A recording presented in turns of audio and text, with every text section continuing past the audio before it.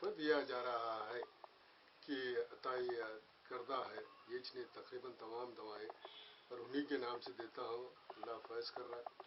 और जो भी इसमें पेपर में दिया गया है उसकी जो है पूरी दवाएं मिलेंगी। जैसे थायराइड है और आपके दमे का है और आपके जो है आँखों का ड्रॉप्स है, आँखों के हर वो मर्ज, मोतियाबिंद, पर्दा, फूल, नहीं दिखने वालों को 15 दिन में दिखता है, करीब की निगाह, दूर की निगाह को 3 महीने लगते हैं। ग्लाइकोमा जैसा डॉक्टर जिसे बोलते हैं ऑपरेशन नहीं होता, वो ऑपरेशन कामयाब हुआ इस मामले में।